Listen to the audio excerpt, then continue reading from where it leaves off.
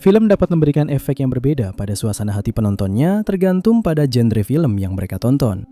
Beberapa film komedi memiliki unsur sedih, sementara beberapa film horor memiliki momen-momen lucu misalnya.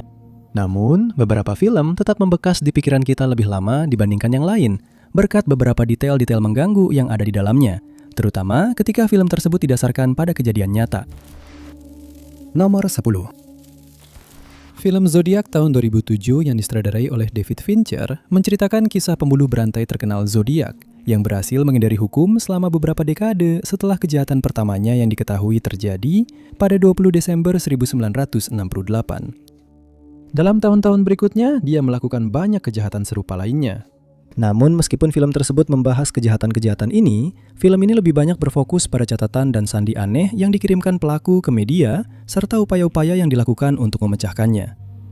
Ketika sandi pertama tiba di kantor San Francisco Chronicle, seorang anggota staf baru, seorang kartunis, menghabiskan waktu berjam-jam mencoba memecahkannya. Namun, pada akhirnya dia terpaksa mengakui kekalahan. Seiring berjalannya film, dia berusaha sebaik mungkin untuk memajukan penyelidikan ini dengan menguping percakapan antara para penyelidik, mencari bukti baru, dan bahkan secara ilegal melihat-lihat bukti yang telah dikumpulkan oleh polisi. Akhirnya, kasus ini menemui jalan buntu ketika tidak ada petunjuk lebih lanjut yang dapat ditemukan. Namun bahkan saat itu, dia tetap terobsesi dengan kejahatan-kejahatan yang telah terjadi. Akhirnya, istrinya tidak tahan lagi. Dia pindah dari rumah mereka, membawa anak-anak mereka bersamanya. Sementara itu, dua penyidik utama mengetuk pintu-pintu rumah orang, meninjau bukti-bukti yang telah dikumpulkan, dan mewawancarai orang-orang yang mereka yakini mungkin terhubung dengan kejahatan tersebut. Seiring kasus berjalan, penonton dapat mengikuti alurnya karena Fincher memutuskan untuk mencantumkan tanggal setiap peristiwa di bagian bawah layar. Hal ini memperjelas berapa lama pembunuh Zodiac berhasil menghindari polisi meskipun mereka telah berusaha sekuat tenaga untuk mengidentifikasinya. Pada saat film berakhir, penonton dibiarkan merenungkan kenyataan bahwa pembunuh Zodiac tidak pernah tertangkap dan mungkin masih aktif hingga hari ini, meskipun banyak orang berpendapat bahwa kemungkinan besar dia sudah meninggal. Hal ini karena surat-surat yang dikirimkan ke media berhenti pada tahun 70-an dan kasus-kasus yang dikaitkan dengannya telah dinyatakan tidak aktif oleh Departemen Kepolisian San Francisco. Penyelidikan dibuka kembali pada tahun 2008 dan FBI terlibat dengan harapan mereka akan menemukan petunjuk lebih lanjut yang dapat mengarah pada pelaku. Namun hal itu tidak terjadi. Mengingat deskripsi saksi yang diberikan kepada polisi oleh para saksi pada tahun 1960-an, di mana mereka menyatakan bahwa dia berusia antara 35 hingga 45 tahun, pembunuh Zodiac setidaknya akan berusia 90 tahun hari ini. Dan karena itu, sekarang diyakini dia sudah tidak lagi hidup. Tersangka utama Arthur Leigh Allen meninggal pada tahun 1992, namun dia bukan satu-satunya yang dicurigai. Seorang pria bernama Gary Francis juga sempat dianggap sebagai tersangka, tetapi sebagian besar penyelidik percaya bahwa dia tidak ada hubungannya dengan kejahatan-kejahatan ini. Jika pelakunya memang sudah meninggal, kemungkinan kejahatannya akan terpecahkan sangat kecil. Namun, kasusnya tetap terbuka dan masih diselidiki hingga hari ini. Nomor 9. Argo adalah drama politik yang menuai pujian kritikus dan disutradarai oleh Ben Affleck yang juga berperan sebagai pemeran utama. Film ini dirilis pada tahun 2012 dan awalnya dipuji sebagai mahakarya berkat detailnya tentang misi CIA untuk menyelamatkan 6 diplomat yang bersembunyi di Teheran selama krisis Sandera Iran. Namun tak lama kemudian terungkap bahwa Affleck telah terlalu bebas mengubah alur ceritanya dan sebagian besar film tersebut tidak akurat secara historis. Di media, operasi ini dijuluki Canadian Caper karena pemerintah negara tersebut memainkan peran besar dalam peristiwa yang terjadi. Semuanya dimulai pada awal revolusi Islam Iran pada tahun 1979. Ketika ini terjadi, Shah Iran, Muhammad Reza Pahlavi, yang mendapat dukungan dari pemerintah Amerika Serikat, memutuskan untuk melarikan diri demi keselamatannya. Melihat ini sebagai sebuah kesempatan, para mahasiswa Muslim pengikut garis imam memutuskan untuk menyerbu kedutaan besar Amerika Serikat di Teheran dan puluhan diplomat di Sandra, menuntut agar Shah dibawa kembali ke negara itu untuk diadili. Sentimen mereka segera didukung oleh pemerintah Iran yang baru. Namun, ada 6 diplomat yang berhasil melarikan diri. Mereka adalah Robert Enders, Cora Embry Lijek, Mark Lijek, Joseph Stafford, Kathleen Stafford, dan Lee Schatz. Mereka mencari perlindungan dari pemerintah Kanada dan ditampung oleh 2 diplomat Kanada, Ken Taylor dan John Sheardown. Mereka menceritakan bagaimana para mahasiswa Iran memanjat tembok kedutaan, tetapi mereka bekerja di gedung terpisah dan berhasil melarikan diri tanpa diketahui. 2 dari kelompok itu diberitahu untuk berjalan ke kedutaan Inggris, dan kelompok lain yang memutuskan mengambil jalan berbeda dengan cepat ditemukan dan dikembalikan ke konsulat. Saat kelompok pertama mendekati kedutaan Inggris, mereka menyadari bahwa sejumlah besar pengunjuk rasa telah berkumpul di luar. Mereka berada tepat di antara kelompok itu dan kedutaan, jadi Anders memberitahu mereka untuk berjalan ke rumahnya yang berada di dekat situ sebagai gantinya. Selama 6 hari berikutnya, kelompok itu akan tidur di satu rumah sebelum pindah ke rumah lain dengan harapan bisa menghindari para pengejar mereka. Anders kemudian menghubungi Sheardown yang bekerja sebagai petugas imigrasi dan seluruh kelompok itu diberitahu untuk pindah ke rumahnya.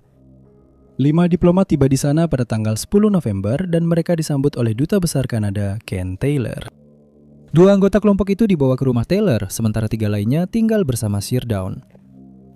Pada tanggal 27 November, Lee Sachs bergabung dengan ketiganya, yang sebelumnya berlindung di kedutaan Swedia, tempat dia tidur di lantai. Selama beberapa minggu berikutnya, para diplomat itu bersembunyi, dan pada pagi hari tanggal 27 Januari 1980, mereka pergi ke Bandara Internasional Maribat. Mereka berhasil melewati pemeriksaan keamanan dan naik pesawat menuju Zurich, Swiss, sebelum akhirnya pulang ke rumah. Kebanyakan orang memiliki masalah dengan sekitar. 20 menit terakhir dari versi kejadian ini menurut Affleck. Peristiwa seputar pelarian para diplomat dikatakan terlalu didramatisasi, tetapi bahkan penonton Iran pun keberatan dengan film tersebut. Mereka merasa bahwa karakter Iran yang ditampilkan digambarkan sangat satu dimensi dan diabaikan, seolah-olah mereka tidak memiliki peran dalam peristiwa nyata yang terjadi. Mereka juga menambahkan bahwa karakter-karakter tersebut dibuat terlihat tidak beradab dan penuh amarah. Dan lebih jauh lagi, keterlibatan Kanada sebagian besar dilupakan dalam film tersebut, dan pemerintah Amerika bersama dengan CIA menjadi sorotan utama.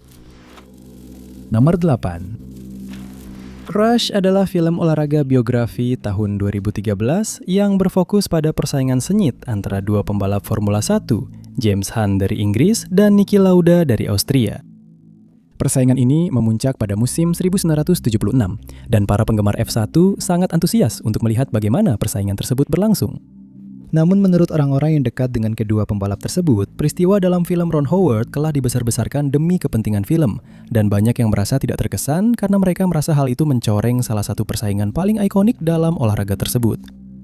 Pada tahun 1975 dan 1977, kejuaraan dunia dimenangkan oleh Lauda dan Hunt meraih kemenangan di kejuaraan dunia pembalap 1976.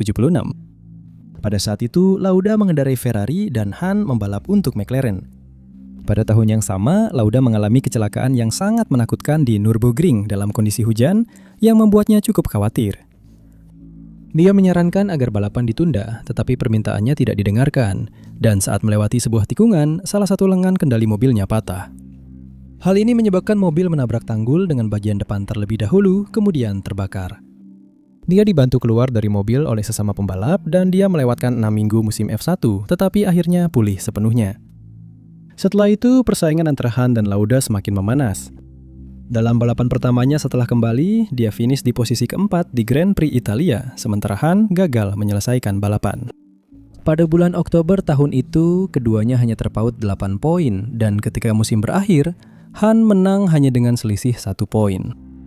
Berlawanan dengan kepercayaan umum, sebagian berkat film tersebut, Lauda dan Hunt adalah teman baik dan tetap berteman setelah persaingan ikonik ini. Oleh karena itu, banyak orang telah menunjukkan ketidakkonsistenan yang dapat ditemukan dalam film tersebut. Dalam film tersebut, persaingan mereka digambarkan sudah dimulai sejak kedua pembalap itu masih di Formula 3. Namun pada kenyataannya, mereka tidak pernah saling berhadapan di divisi tersebut. Kelalaian ini mudah dilupakan, mengingat tidak semua orang memahami berbagai divisi yang ada. Tetapi seorang pembuat film seharusnya lebih tahu. Lalu ada adegan di mana Hunt menyerang dan menganiaya seorang reporter, yang menurut orang-orang terdekatnya tidak pernah terjadi. Dia dikenal mudah marah dan tidak segan main fisik, tetapi adegan ini sepenuhnya fiksi. Dalam adegan lain, kedua rival itu terlihat berjabat tangan dan melupakan perbedaan di antara mereka. Namun karena mereka sebenarnya adalah teman dekat, hal ini tidak diperlukan, dan dianggap bahwa adegan tersebut hanya dimasukkan agar film itu terasa tuntas. Nomor 7. Alfred Hitchcock akan selamanya dianggap sebagai salah satu sutradara horor paling ikonik sepanjang masa. Dia bertanggung jawab atas film-film terkenal Psycho dan Rear Window yang sekarang dianggap sebagai klasik dan termasuk di antara beberapa film terbaik dalam genre ini. Film-filmnya dikenal karena suasana yang mengganggu dan tema yang tidak biasa, dengan salah satu yang paling aneh adalah The Birds. Film ini dirilis pada tahun 1963 dan menceritakan kisah seorang sosialita kaya bernama Melanie yang jatuh cinta pada seorang pengacara bernama Mitch. Dia pergi ke Bodega Bay untuk menemuinya, tetapi kemudian peristiwa-peristiwa aneh mulai terjadi. Burung-burung di daerah itu tiba-tiba mulai menyerang penduduk kota, tampaknya tanpa alasan. Dan seiring perkembangan film, semakin banyak burung yang ikut menyerang. Pada satu titik, Melanie, Mitch, ibu Mitch, dan adik perempuannya semuanya terjebak di rumah Mitch ketika burung-burung mulai mencoba masuk. Namun akhirnya, suara gaduh itu berhenti. Ketika mereka berjalan keluar, mereka terkejut melihat ribuan burung tergeletak di tanah, dan mereka mengetahui bahwa serangan-serangan ini telah menyebar ke daerah lain. Orang-orang mulai meminta militer untuk turun tangan, dan kelompok itu pergi meninggalkan pemandangan yang mengganggu itu, sementara burung-burung di halaman masih mengawasi mereka. Tidak pernah ada penjelasan mengenai serangan-serangan itu, dan penonton dibiarkan untuk membuat teori mereka sendiri. Ketika film itu dirilis, ceritanya tampak seperti kisah yang mengada-ada namun menakutkan yang sepertinya tidak akan pernah terjadi di kehidupan nyata. Namun tidak banyak orang yang tahu bahwa film itu sebenarnya didasarkan pada peristiwa nyata yang terjadi di California pada tanggal 18 Agustus 1961. Petugas patroli Ed Cunningham menjalani shift yang tenang pagi itu. Namun sekitar pukul 2.30 pagi semuanya berubah. Dia terkejut ketika seekor burung berwarna gelap jatuh di mobil patrolinya. Namun menjadi ngeri ketika lebih banyak burung mulai berjatuhan dengan kekuatan sedemikian rupa hingga menghancurkan lampu sorot mobilnya. Dia sempat berpikir untuk keluar dan melihat apa yang terjadi, tapi burung-burung itu jatuh ke tanah dengan kekuatan begitu besar sehingga dia tidak berani mengambil risiko terluka. Di Teluk Monterey, masyarakat mulai menghubungi polisi untuk melaporkan bahwa ribuan burung hampir menutupi matahari dan menyebabkan kekacauan. Namun, ini adalah sebuah kesalahan karena burung-burung itu justru tertarik pada cahaya dan mulai menukik menyerang para penduduk. Mereka yang tidak terbangun karena suara bising itu keluar dari rumah pagi itu dan mendapati ribuan burung berserakan di jalanan serta tetangga-tetangga mereka dalam keadaan panik. Burung-burung yang selamat mematuki kaki para pejalan kaki dan tak lama kemudian bau busuk pun menjadi sangat menyengat. Di sebuah pantai terdekat, ribuan burung ditemukan tergeletak tak bergerak di atas pasir dan seorang pria percaya bahwa dirinya sedang diserang oleh apa yang ia sebut sebagai manusia burung. Orang-orang lain mulai membicarakan tentang akhir dunia dan beberapa percaya bahwa mereka sedang diserang oleh semacam senjata kimia. Ketika analisis dilakukan, ditemukan bahwa semua burung itu adalah burung shearwater kota. Namun tidak ada yang bisa menjelaskan apa yang menyebabkan perilaku aneh mereka. Burung-burung ini biasanya datang berkelompok ke daerah itu setiap tahun, tetapi mereka biasanya tetap berada di lepas pantai, yang membuat perilaku mereka pagi itu semakin membingungkan. Para relawan mengumpulkan sebanyak mungkin burung yang masih hidup dan mengembalikannya ke laut tempat asal mereka. Mereka harus mengenakan sarung tangan untuk melindungi tangan mereka, karena burung-burung itu mencoba mematuk mereka. Tetapi burung-burung yang dikembalikan ke air memiliki peluang besar untuk bertahan hidup, dan banyak yang terlihat terbang kembali ke langit. Menjelang siang hari itu, sebagian besar burung yang masih hidup telah dipindahkan dan operasi pembersihan pun dimulai. Berita tentang peristiwa aneh ini akhirnya sampai ke Hitchcock, yang saat itu sedang mengembangkan naskah untuk The Birds, yang didasarkan pada novel pendek karya Daphne du Maurier. Dia mendapatkan salinan surat kabar hari itu dan kemudian menyatakan bahwa dia menggunakannya sebagai bahan riset untuk film tersebut. Adapun peristiwa yang tak dapat dijelaskan yang terjadi di California, akhirnya ditemukan penyebabnya. Akhirnya terungkap bahwa plankton di wilayah tersebut mengandung zat beracun yang kemudian ditransfer ke ikan yang memakan plankton itu. Burung-burung kemudian memakan ikan tersebut dan akibatnya mereka menjadi bingung lalu jatuh ke tanah dalam jumlah ribuan. Nomor 6.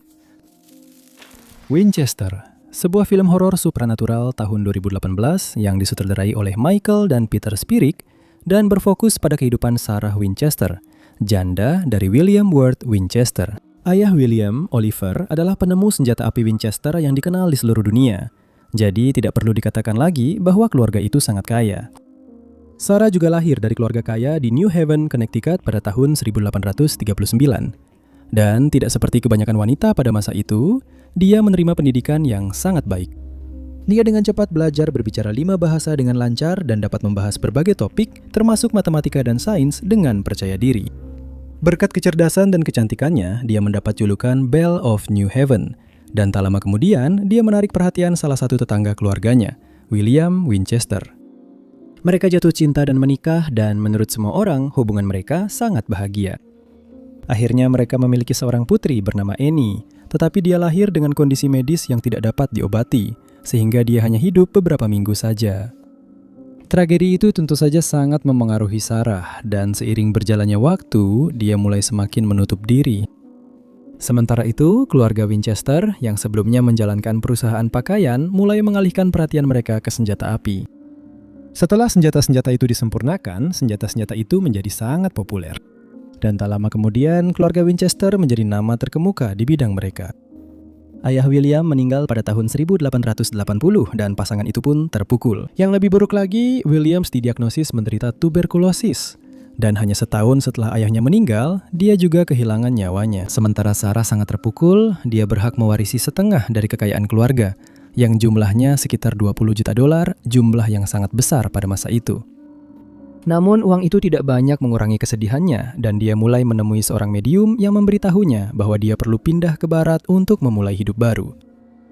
Ini terdengar seperti nasihat yang masuk akal, tetapi sang medium juga memberikan sebuah peringatan. Dia mengatakan bahwa ketika Sarah pindah dari rumahnya yang sekarang, roh dari setiap orang yang kehilangan nyawanya karena senjata api Winchester akan mengikutinya ke rumah barunya, karena uang yang digunakan untuk membeli rumah itu sudah tercemar. Namun, ada cara bagi Sarah untuk menjaga kewarasannya. Menurut sang medium, selama dia terus menambah ruangan dan memperluas rumah barunya, roh-roh itu akan membiarkannya hidup dengan tenang. Namun jika dia berhenti melakukannya, dia akan segera kehilangan nyawanya.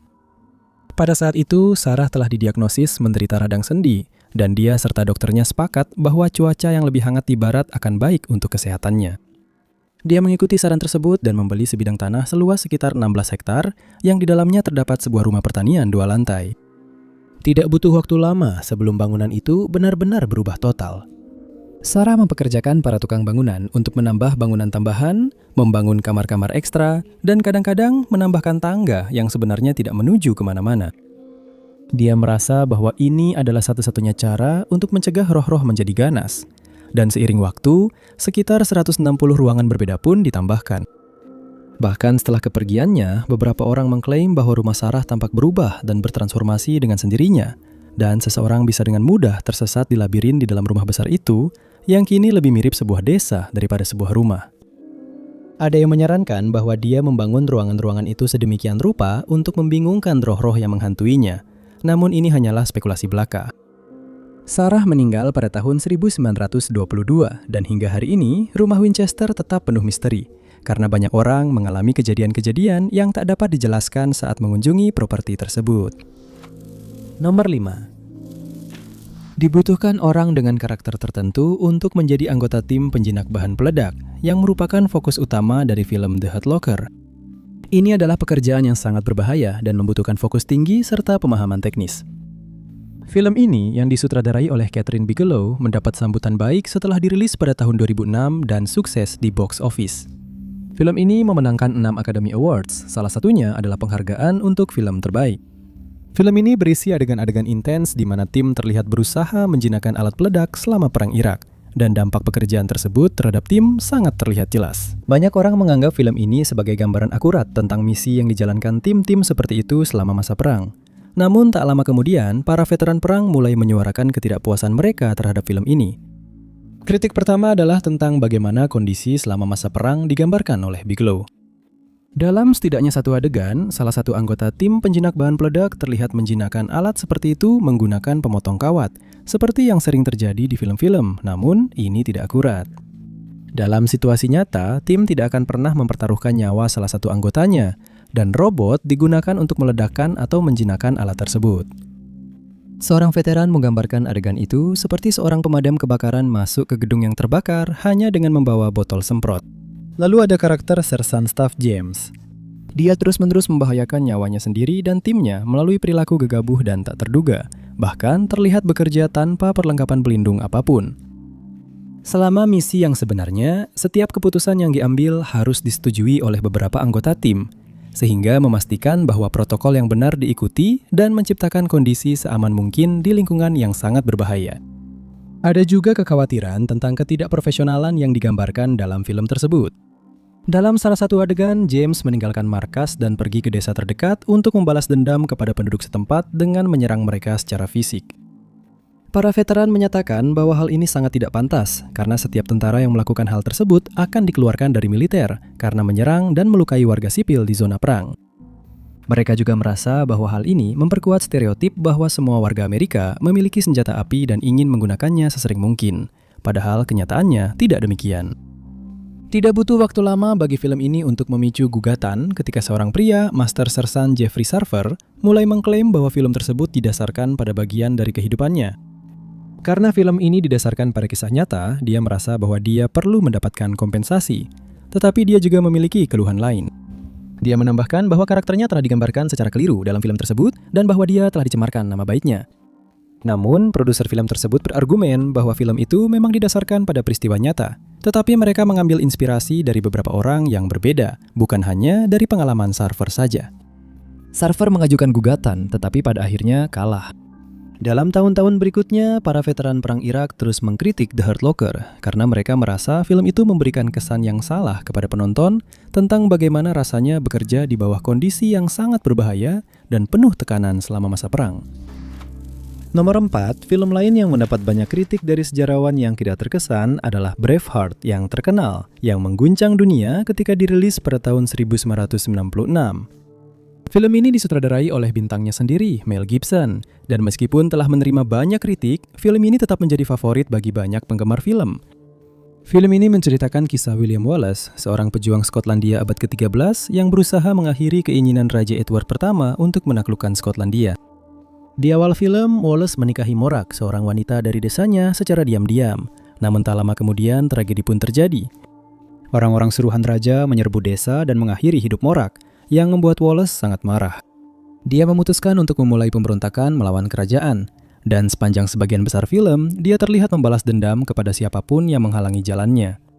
Dia memenangkan beberapa pertempuran bersama para pengikutnya, termasuk pertempuran jembatan Stirling, tetapi pada akhirnya dia dikhianati oleh loyalis Skotlandia dan diserahkan kepada Inggris. Dia dieksekusi, dan sejak saat itu menjadi martir bagi kemerdekaan Skotlandia. Tidak diragukan lagi bahwa ini adalah film yang penuh kekerasan, mengharukan, dan emosional. Tetapi banyak sejarawan yang mengkritiknya karena mengandung banyak ketidakakuratan sejarah yang tidak bisa mereka abaikan.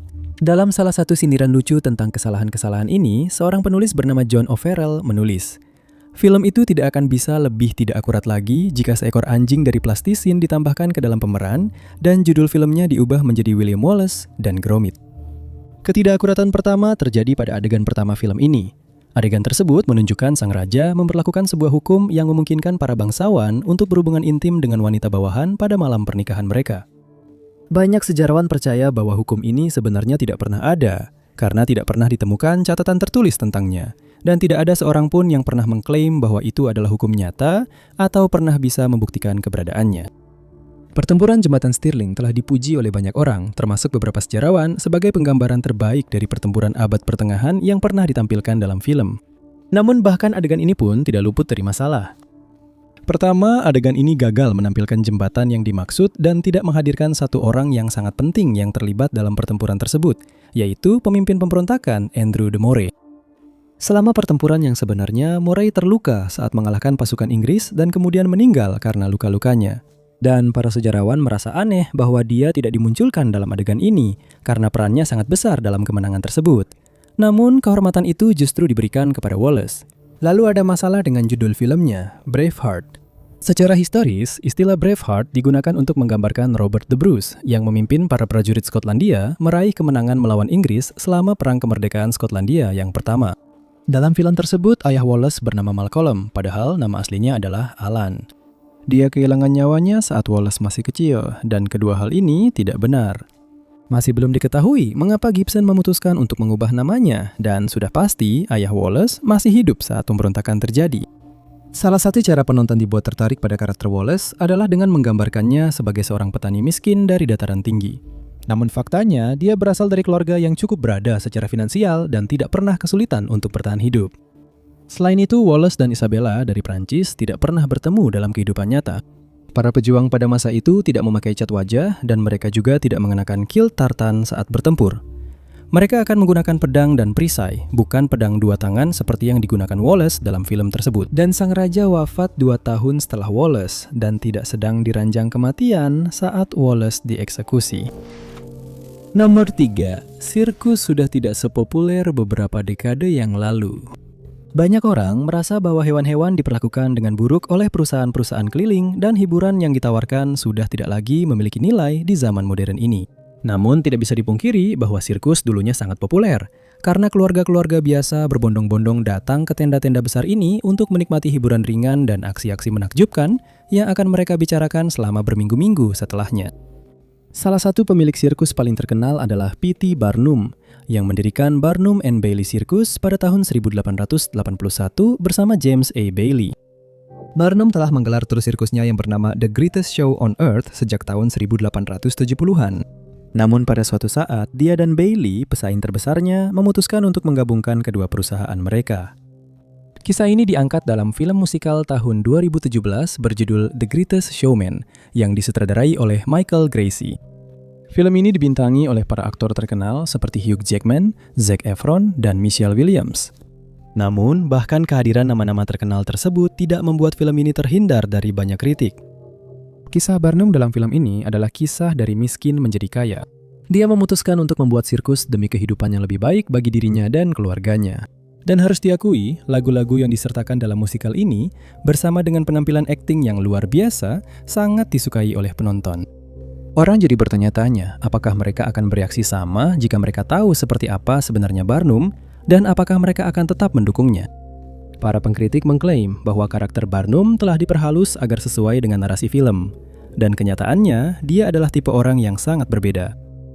Salah satu ungkapan favorit Barnum di kehidupan nyata adalah orang mudah tertipu lahir setiap menit, yang memberi kita gambaran awal tentang seperti apa dirinya. Pada awalnya, dia kesulitan meyakinkan masyarakat bahwa sirkusnya yang menampilkan berbagai atraksi aneh seperti wanita berjanggut layak untuk disaksikan. Namun akhirnya dia mulai menghasilkan banyak uang dan berselingkuh dengan penyanyi Jenny Lin. Dia dan Jenny meninggalkan para pemain sirkus saat mereka menikmati kehidupan penuh ketenaran dan kemewahan yang memang sesuai dengan sejarah. Namun, seaneh apapun kedengarannya, peristiwa-peristiwa ini sudah dibuat lebih ringan demi filmnya. Film ini menunjukkan ketenarannya yang perlahan memudar seiring waktu dan sirkusnya mulai gagal. Begitu Barnum kehabisan pilihan, dia kembali ke sirkus yang disambut gembira oleh para pegawainya dan para pemain pertunjukan sampingan. Lalu dia terus berkeliling negeri dengan bahagia seperti sebelumnya. Banyak orang mengakui bahwa mereka meninggalkan bioskop sambil menangis karena mereka percaya peristiwa-peristiwa itu akurat, padahal kenyataannya tidak demikian. Pada kenyataannya, Barnum adalah seorang penipu dan licik yang bahkan menolak memberi makan para pegawainya ketika dia sedang tidak ingin. Dia sering menyerang mereka dan sangat sedikit peduli terhadap hewan-hewan yang ikut bersamanya dalam sirkusnya. Tujuan utamanya hanyalah menghasilkan uang sebanyak mungkin, secepat mungkin. Dan siapapun yang menghalanginya pasti akan menyesalinya. Faktanya, dia merekrut dan dalam beberapa kesempatan membeli orang-orang dengan disabilitas fisik, lalu memamerkan mereka kepada publik untuk dilihat dengan takjub. Ketika mereka meninggal, tubuh mereka seringkali tetap dipajang dan orang-orang bisa membayar untuk melihat pemandangan mengerikan ini. Nomor 2. Film tahun 2014 berjudul The Imitation Game yang dibintangi oleh Benedict Cumberbatch sebagai Alan Turing mengikuti kehidupan matematikawan terkenal tersebut dan usahanya untuk memecahkan kode enigma Jerman di Bletchley Park, Inggris selama Perang Dunia Kedua. Film ini dimulai setelah perang pada tahun 1951 ketika Turing melaporkan adanya perampokan di rumahnya. Ketika polisi menyelidiki, mereka menemukan apa yang mereka anggap sebagai bukti tindakan tidak senonoh dan dia pun ditangkap. Penonton kemudian dibawa kembali ke tahun 1939 dan Bletchley Park, di mana Turing telah bergabung dengan tim pemecah kode. Mereka ditugaskan untuk memecahkan kode enigma yang terkenal yang dihasilkan oleh mesin enigma yang dulu dianggap tidak bisa dipecahkan. Turing yang belum berhasil menyarankan bahwa hanya mesin lain yang mampu memecahkan kode tersebut. Dan akhirnya dia mulai membangun komputer itu, yang dengan penuh kasih dia beri nama Christopher, diambil dari nama salah satu temannya saat kecil. Akhirnya, kode tersebut berhasil dipecahkan, tetapi tim kemudian dihadapkan pada dilema moral. Mereka harus memutuskan serangan mana yang akan dicegah agar militer Jerman tidak menyadari bahwa kode mereka telah berhasil dipecahkan. Pada akhir film, Turing dinyatakan bersalah atas tuduhan yang dikenakan padanya, dan akibat peristiwa yang terjadi setelahnya, hidupnya menjadi penuh penderitaan, yang akhirnya menyebabkan kematiannya. Sepanjang film, penonton diajak kembali ke masa kecilnya, sementara kisah tentang pekerjaannya di Bletchley Park dan akhirnya vonis yang dijatuhkan kepadanya juga diceritakan. Namun sekali lagi, film ini dikritik oleh beberapa sejarawan karena karakter yang ditampilkan dalam The Imitation Game sangat berbeda dengan sosok Turing yang sebenarnya. Dalam film tersebut, ia menghabiskan sebagian besar masa kecilnya sebagai seorang penyendiri dengan hanya satu teman, yaitu Christopher Morgan yang telah disebutkan sebelumnya. Turing digambarkan sebagai sosok yang canggung dan kesepian. Dan ketika Christopher tidak kembali dari liburan, Turing diberitahu bahwa ia telah meninggal dunia setelah tertular tuberkulosis sapi. Fakta-fakta tentang Christopher ini memang benar, dan tragedi tersebut memang berdampak pada kehidupan Turing, tetapi ia telah diberitahu bahwa temannya sedang sakit dan kemungkinan besar tidak akan selamat. Keluarganya juga menyatakan bahwa meskipun Turing memang agak canggung saat masih kecil, ia tidak pernah sekesepian dan sepenyendiri seperti yang digambarkan dalam film tersebut. Lalu ada kisah romansa antara Turing dan Joanne Clark yang semakin membuat para sejarawan kesal. Dalam film tersebut, dia menjadi pusat emosinya dan penonton dibuat percaya bahwa Turing jatuh cinta padanya. Namun pada kenyataannya, Turing mengatakan kepada Clark bahwa dia tertarik pada pria, dan Clark menerima hal itu tanpa masalah. Adapun mesin pemecah kode awalnya disebut bom dan versi akhirnya dijuluki Victory. Mesin yang diciptakan oleh Turing di kehidupan nyata disebut mesin Turing universal. Dan tidak ada satupun yang pernah disebut Christopher. Ketidakakuratan lain termasuk mata-mata Soviet John Cairncross yang digambarkan bekerja di tim Turing, padahal sebenarnya dia bekerja dengan kelompok lain. Jauh lebih mungkin bahwa kedua pria itu bahkan tidak pernah bertemu, dan Turing tidak pernah menutupi fakta bahwa Cairncross membocorkan informasi. Dengan semua hal ini, banyak sejarawan merasa bahwa film tersebut seharusnya tidak pernah dirilis, karena memberikan interpretasi yang salah tentang kehidupan Turing dan menggambarkannya secara negatif. Nomor 1. Ketika film A Beautiful Mind pertama kali dirilis pada bulan Desember 2001, film itu langsung mengguncang dunia. Sutradaranya, Ron Howard, dipuji atas caranya menceritakan kisah hidup matematikawan John Nash dan perjuangan yang dihadapinya setelah didiagnosis menderita skizofrenia. John Nash asli, yang diperankan dalam film oleh Russell Crowe, lahir di Bluefield, West Virginia. Ketika terlihat jelas bahwa dia memiliki kemampuan matematika yang tinggi, orang tuanya mengatur agar dia mengikuti kelas lanjutan dalam bidang tersebut. Setelah lulus dari sekolah menengah, dia melanjutkan ke Carnegie Institute of Technology, di mana dia belajar teknik kimia. Dia kemudian mulai fokus pada kimia, tetapi setelah salah satu profesornya, John Layton, mendorongnya untuk melakukannya, dia beralih jurusan ke matematika. Akhirnya dia lulus dengan gelar sarjana sains dan magister sains di bidang matematika. Setelah itu, dia mulai kuliah di Universitas Princeton, di mana dia melanjutkan studi ilmu pengetahuan dan matematika. Pada saat itu, dia sudah dianggap sebagai seorang jenius, dan dia mulai mengerjakan teori keseimbangan Nash, yang merupakan bagian dari teori permainan. Pada tahun 1959, ketika dia berusia 30 tahun, Nash mulai menyadari perubahan dalam perilakunya sendiri, yang kemudian dia gambarkan sebagai paranoia. Dia mulai percaya bahwa setiap pria yang terlihat mengenakan dasi merah adalah bagian dari Partai Komunis Rahasia, dan bahwa mereka bersekongkol melawannya. Dia kemudian mulai menulis surat ke beberapa kedutaan di Washington untuk memberitahu mereka bahwa dia sedang mendirikan pemerintahannya sendiri dan menyatakan dirinya sebagai Kaisar Antartika, karena dia percaya bahwa dia akan mewarisi gelar ini. Dia mulai menarik diri dari masyarakat, mengalami halusinasi dan waham, dan setelah berkonsultasi dengan dokter, dia didiagnosis menderita skizofrenia. Dia akan menghabiskan waktu keluar masuk fasilitas kesehatan jiwa selama 9 tahun berikutnya. Tetapi kondisinya baru mulai membaik setelah tahun 1970 ketika dia menolak untuk minum obat lagi. Keseimbangan Nash mengubah bidang ekonomi dan matematika, dan dia menerima pengakuan atas karyanya pada tahun 1978 ketika dia dianugerahi John von Neumann Theory Prize. Pada tahun 1999, dia dianugerahi Leroy P. Steele Prize atas kontribusinya dalam bidang matematika. Dia juga memenangkan penghargaan Nobel Memorial dalam ilmu ekonomi, tetapi kemudian menyatakan bahwa dia akan memberikan kontribusi yang jauh lebih besar jika bukan karena masalah mental yang dialaminya. Dan disinilah film tersebut dinilai kurang berhasil menurut para pengkritiknya. Pertama, Nash tidak pernah melihat orang-orang khayalan seperti yang ditampilkan dalam film tersebut. Ini bukanlah ciri khas skizofrenia, dan kesalahan ini dianggap berasal dari kesalahpahaman Howard tentang kondisi tersebut. Dalam salah satu adegan yang terjadi pada tahun 1994, karakter Nash menyatakan bahwa dia memutuskan untuk mengonsumsi obat-obatan baru yang tersedia. Namun seperti yang telah disebutkan sebelumnya, dia tidak pernah lagi mengonsumsi obat untuk skizofrenia setelah tahun 1970. Dia juga tidak pernah menyampaikan pidato pada upacara penghargaan Nobel. Faktanya, dia dengan anggun menerima penghargaan tersebut, membungkuk kepada penonton, dan langsung berjalan turun dari panggung tanpa mengucapkan sepatah kata pun. Terakhir, Nash dan istrinya Alicia bercerai pada tahun 1963, dan dia memiliki seorang putra dengan wanita lain. Putranya juga segera didiagnosis menderita skizofrenia dan harus menjalani perawatan terus-menerus, sama seperti ayahnya. Terima kasih banyak sudah menonton. Jika kalian menyukai video ini, jangan lupa tekan tombol suka. Jangan lupa juga untuk berlangganan dan klik lonceng notifikasi agar selalu mengikuti semua unggahan kami berikutnya. Nama saya Top 5 Unknowns dan saya akan bertemu kalian di video berikutnya.